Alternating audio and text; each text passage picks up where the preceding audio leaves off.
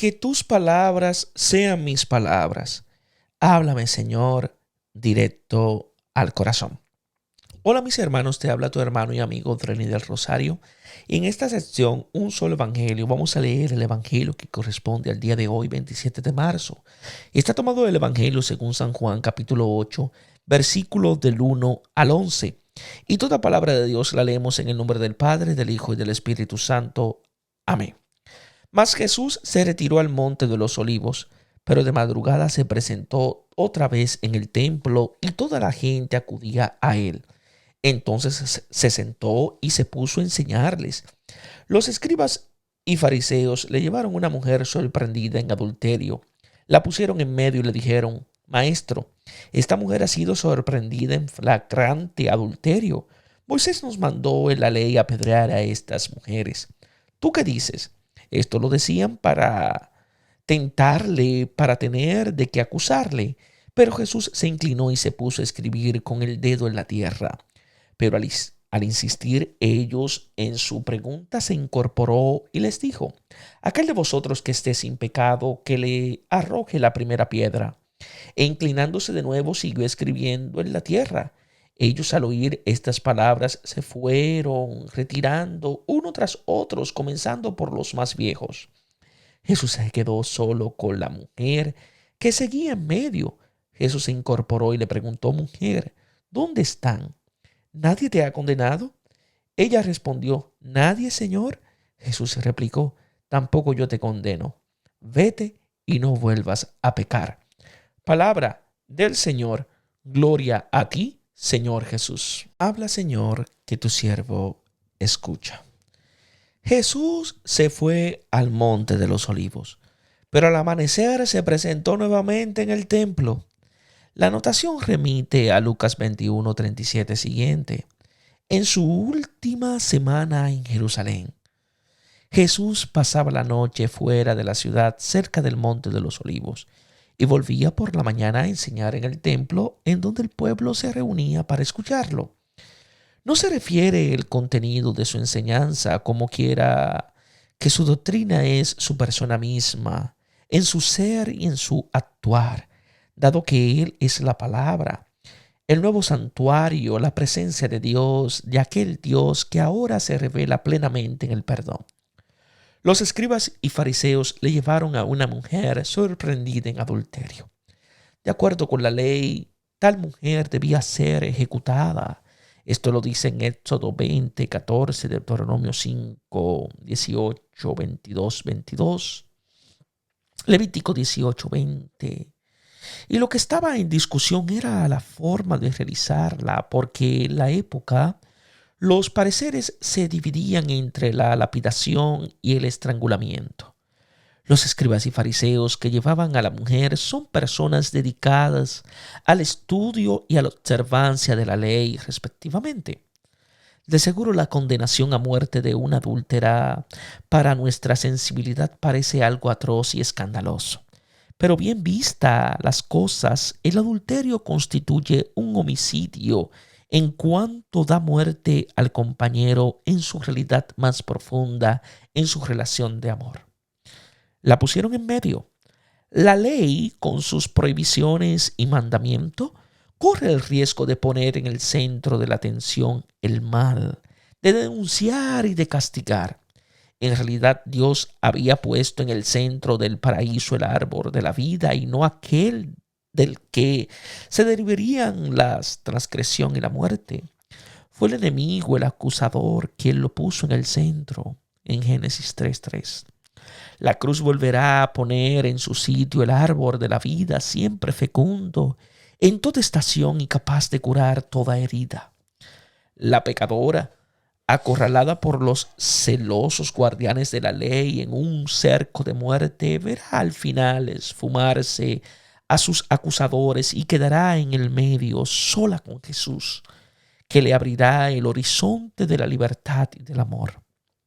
Maestro, esta mujer se propone a Jesús el motivo de la acusación. El caso de la mujer presentado a Jesús no tiene nada de problemático. Está claro que la ley ordena eliminarla. Lo que se discute es la manera de hacerlo. En la ley, Moisés mandó lapidar a estas mujeres. La lapidación es una forma de asesinato colectivo del que nadie se siente responsable. Ella exige la unanimidad de la gente. Todos colaboran y dan rienda suelta a su agresividad contra el transgresor, por lo menos presunto, que personifica aquello que atormenta a todos y que quiere quitar de en medio. El resultado de la eliminación del malvado es el sentirse unidos de nuevo, pacificados y purificados del mal, permitiendo a la sociedad seguir su marcha. Es el efecto del chivo expiatorio, que debe ser en lo posible un extraño o un enemigo, uno distinto o un vencido, que se convierte en hostia o víctima señalada. Así han funcionado siempre y funcionan las cosas en los procesos que se siguen a los extraños y a los enemigos del pueblo, hasta el exterminio de pueblos enteros identificados con el mal. Idéntico mecanismo se pone en juego también en nuestros días, en la condena de muerte de algunos y en las represalias internacionales, en los partidos políticos y en los equipos de fútbol, así como en las relaciones interpersonales. Para vencer el insoportable sentimiento de culpa que el mal nos produce, en vez de reconocerlo en nosotros mismos, lo imputamos a otro, a quien acabamos por suprimir simbólica o efectivamente. Su eliminación nos confirma en nuestra presunción de inocencia, lo que a la postre hace que nuestra victoria sobre el mal sea siempre provisoria, ya que el mal anida en el corazón de cada uno, sabido que éste en momentos de crisis vuelve a explotar, activando como respuesta el mismo mecanismo en un circuito de repetición que neutraliza toda posibilidad de solución definitiva. En esta forma, la sociedad contiene y legitima la violencia que amenaza su existencia y hace posible, hasta es posible, la convivencia entre los hermanos, que reencuentran su cohesión contra el enemigo común, a quien se identifica como el malvado.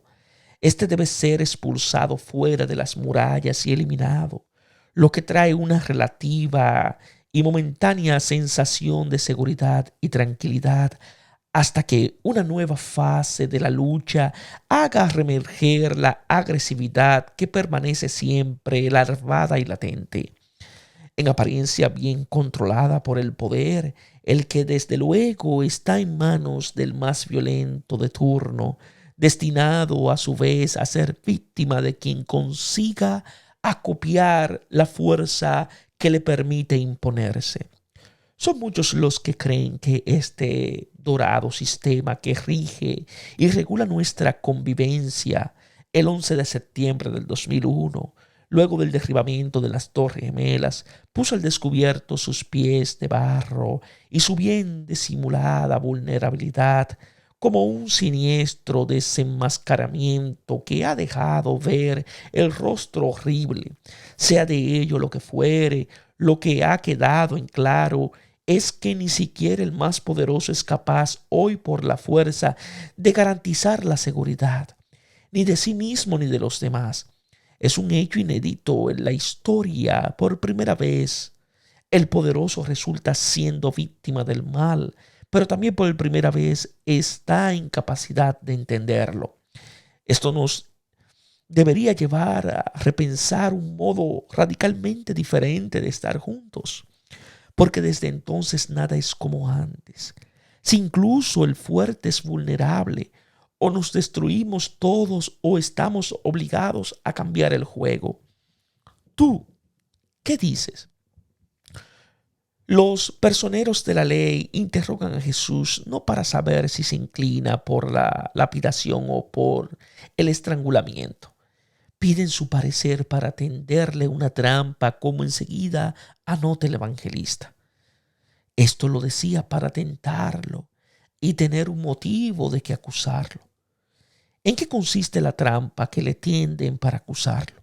Agustín dice que Jesús, enviado por Dios, posee sus tres cualidades: la verdad, la mansedumbre y la justicia.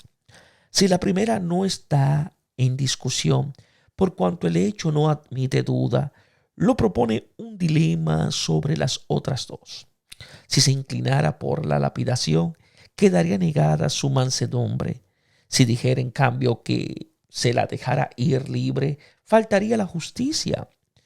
El callejón sin salida le forzaría a desmentir su proclamada misericordia, o en caso contrario, tendría que desconocer la validez de la ley.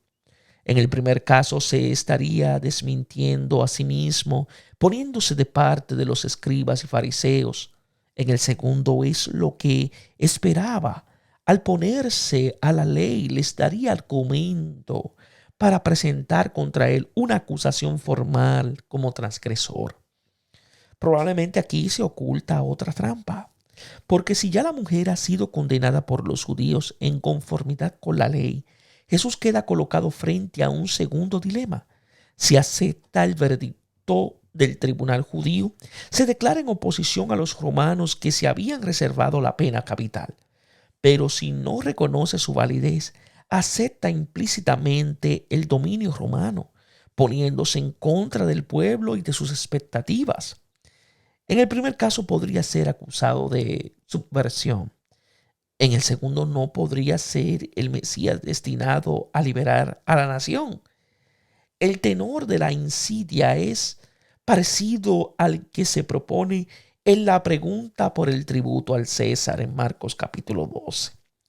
Las piedras de los escribas y los fariseos, más que contra la mujer colocada en el medio, se dirigen contra aquel que está en el centro de la ley de los profetas, del que las escrituras dan testimonios. Inclinándose, escribí en la tierra con el dedo. El hecho se pone dos veces de relieve. En un relato tan sintético no hay que menospreciar el detalle. El gesto ciertamente posee un significado directo y claro. Jesús ni enfrenta ni provoca a la gente, desafiándola abiertamente, porque entonces habría exacerbado su enardecimiento, adoptando más bien un aire de ausencia. Se inclina sobre sí mismo, como en una pausa reflexiva, para no dejarse envolver en la violencia colectiva. Es lo que invitará a hacer también a los demás, ofreciéndoles otro modelo para imitar, distinto del de la violencia de los jefes a la que quieren arrestarlo. Han corrido ríos de tinta sobre lo que Jesús habría escrito en el suelo, haciendo caso omiso del hecho de que el evangelista no gasta ni una palabra en ese propósito. Hay quien considera el gesto de Jesús como una alusión a Jeremías 17:13, que dice: «¿Cuántos se alejan de ti serán escritos en el polvo, por haber abandonado la fuente de aguas vivas el Señor?» El contexto nos da a entender a quiénes se refiere. La hipótesis que aparece ya en Ambrosio, Agustín y Jerónimo es sugestiva y respetuosa del texto. Lo tiene por un gesto profético, sin entrar en el fondo de lo escrito. Más recientemente, algunos estudios piensan que, conforme al uso romano, Jesús habría escrito para sí la sentencia antes de pronunciarla. Otros piensan que Jesús habría escrito los pecados de los acusadores, comunes a todos los hombres, para obligar a todos a abstenerse de juzgar al otro. Solo quien es justo puede juzgar con justicia.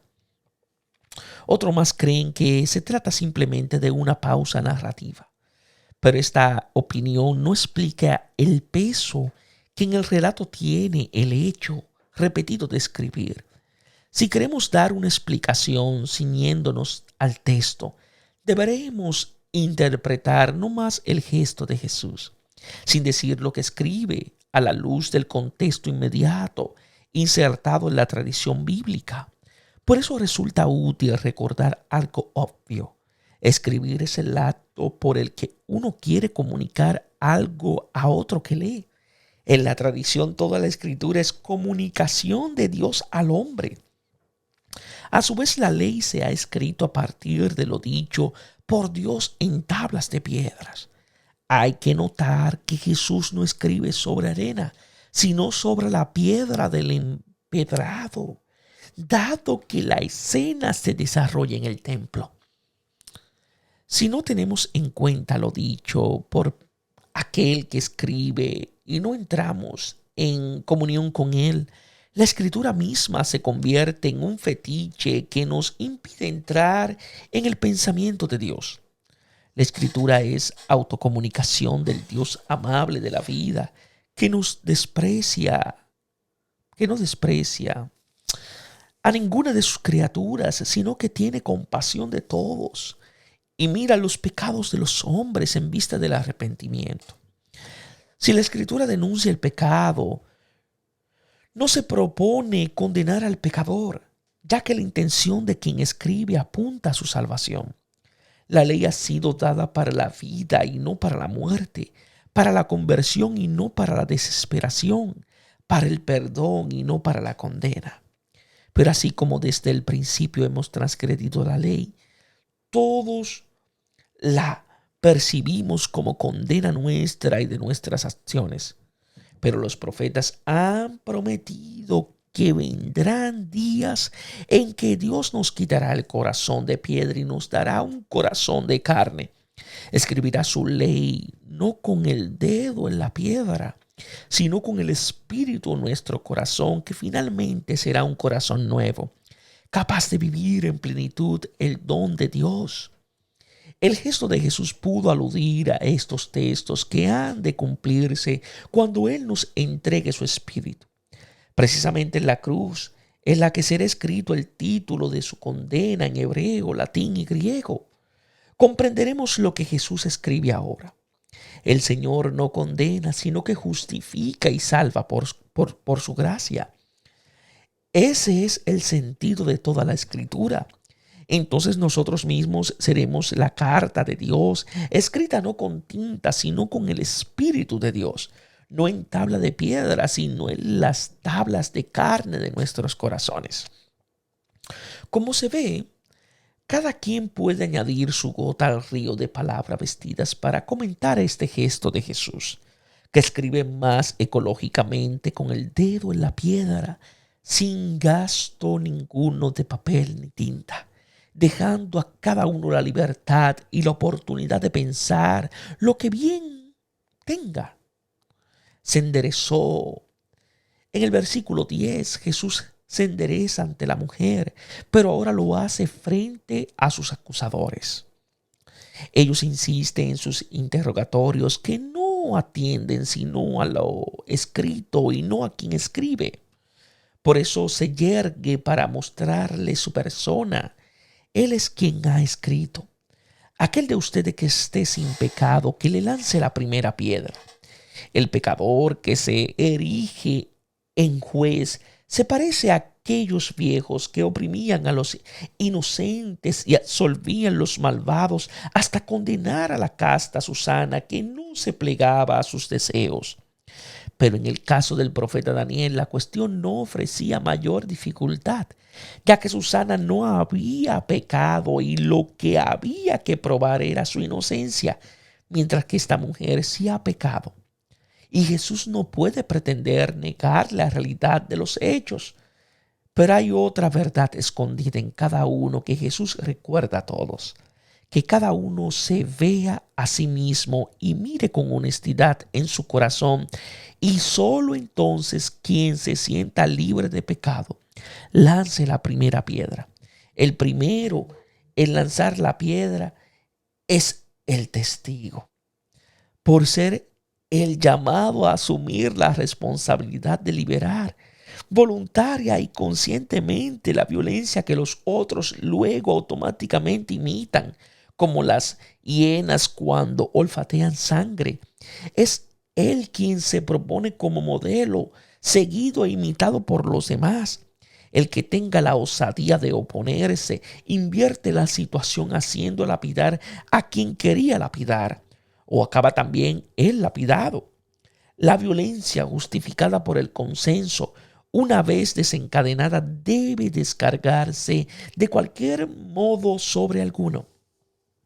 Con estas palabras, Jesús llama a todos a confrontar su responsabilidad y su conciencia personal con vistas a extirpar en su raíz el mal que luego contagia a todos. Exige que cada uno de sus interlocutores indaguen en su interior y se aplique el juicio que quiere infligir a la mujer. Solo entonces podrá darse cuenta del mal que hay en su corazón y verá su propia ceguera. Para descubrirse necesitado de misericordia y perdón, uno se abstiene de juzgar a los demás cuando comienza a juzgarse a sí mismo. Entonces comprende que la Escritura persuade al hombre de pecado para hacer que se acoja al juicio de quien escribe, el único justo que justifica. Jesús no anula ni desconoce la ley ni el juicio, pero apela a aquel que da la ley y se reserva el juicio, bien diferente del nuestro, porque Dios ha mandado a su Hijo para salvar al mundo. Por eso no hay que juzgar ni condenar, sino absorber y dar para llegar a ser misericordiosos como el Padre. El juicio del Padre está dictado por el amor que siente hacia todos sus hijos. Es el juicio mismo del Hijo, que en la cruz dará su vida por los hermanos. Esta palabra de Jesús, mientras convence al mundo de pecado, revela el juicio y la justicia de Dios, que es amor sin condiciones. Inclinándose de nuevo, seguía escribiendo en el suelo. El gesto de escribir que precede a su respuesta le da también su significado. Su propósito no es el de arrojar piedras sobre los pecadores, sean adúlteros o fariseos y escribas. No quiere matar a nadie, solo busca que cada uno tome conciencia seria de sí mismo y de su pecado. Descubra su propio corazón de piedra para recibir el don de un corazón de carne, lleno del Espíritu del Señor, capaz de vivir conforme a su palabra. Precisamente por esa actitud Jesús se convertirá en blanco de nuestros corazones de piedra, que así como quiere lapidar a la mujer, también buscan lapidarlo a él. Se fueron retirando uno a uno, comenzando por los más viejos. Todos hemos pecado y estamos privados de la gloria de Dios. Nadie puede engañarse a sí mismo. La conciencia del propio mal es el primer don de Dios que nos hace distintos de los animales. Posiblemente aquellos se fueron contrariados a la espera de la venganza. Ellos se van, pero las piedras quedan allí listas para ser arrojadas. Los más viejos, en griego presbiteri, solo aparece aquí en el cuarto evangelio. La misma palabra que ordinariamente se traduce como anciano es usual en los sinópticos para indicar el sector más poderoso del Sanedrín. Los ancianos son también aquellos a los que, por su probada honestidad y experiencia, les está reservado el juicio. La escena no está exenta de ironía. Quienes tienen la función de juzgar son los primeros reos confesos, quedando solo con la mujer que seguía en el medio. La mujer había sido colocada en el medio por los celosos guardianes de la ley que la condenan. Ahora está sola con él, solo Jesús, en el medio de la infinita misericordia de Dios. El pecado es el lugar en donde se manifiesta la superabundancia de su gracia. Dice Agustín, quedan los dos, la miseria y la misericordia. Al final lo que queda de cada hombre es el encuentro de su propia miseria con la misericordia de Dios. Mientras mayor es el abismo del pecado, es mayor el amor que se recibe y el conocimiento de Dios y de sí mismo que se alcanza, y mayor será la capacidad de amar. Jesús, el único que no tiene pecado, no se marcha, sino que permanece allí con la pecadora. Es el Hijo misericordioso como el Padre. Si condena el pecado porque es y hace mal, absuelve y libre de él al pecador porque lo ama. En cada uno de nosotros cohabitan incómodamente la adúltera y quienes quieren lapidarla. Por eso mismo, en vez de lapidarla, es preciso reconocer en ella Ese es el lugar del encuentro con el Señor. Jesús enderezándose. Primero se enderezó para mostrarse a los acusadores como aquel que escribe la ley, y ahora se endereza para mostrarse a la acusada como el Señor que perdona.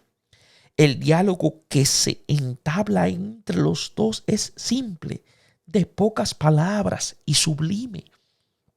Mujer, ¿dónde están? Jesús la llama mujer como a María, a la samaritana y a la Magdalena.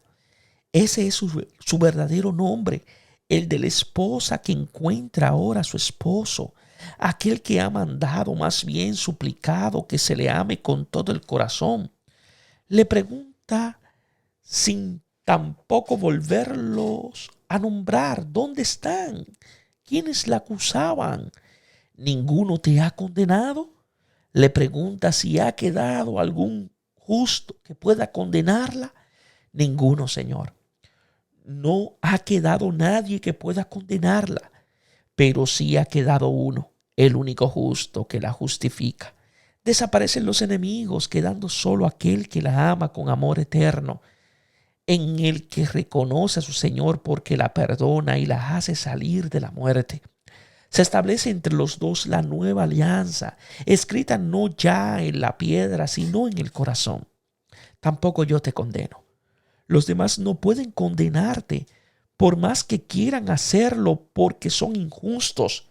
Pero tampoco yo, que soy justo, te condeno, porque no puedo condenar a nadie, porque he venido a salvar, no a condenar al mundo. Este mundo que tanto ha amado el Padre hasta entregar por él a su propio Hijo. El juicio de Dios no es nunca condenación del pecador, sino salvación del pecado. Por eso pone en evidencia el pecado. Es la función de la ley y perdona al pecador. Nosotros estamos tentados a condenar al pecador y justificar el pecado, por lo menos el nuestro. El único justo, en cambio, perdona al pecador y toma sobre sí la condena del pecado. El pecado de los acusadores de la mujer que no aceptan el perdón se descargará pronto sobre él. Intentarán lapidarlo y lo elevarán luego en la cruz, pero precisamente entonces conocerán al yo soy, aquel que así obra. Es en efecto el Hijo que no hace nada por sí mismo, sino que habla y actúa como el Padre le ha enseñado. Vete y en adelante no peques más. Esta mujer es perdonada sin un arrepentimiento previo, porque el arrepentimiento sigue al perdón y consiste en no encerrarse en la prisión de las propias culpas, para abrirse a la alegría de un amor más grande. El perdón que precede a todo arrepentimiento es un acto creador. Abre un nuevo futuro en la libertad de no pecar más y de amar más. El amor que la pecadora recibe en el perdón, la justicia la hace justa, porque uno se hace justo en la medida en que experimente el amor de un justo que no condena. Entonces puede amar como es amado. El amor es el pleno cumplimiento de la ley. Que Dios os bendiga en sabiduría y en santidad.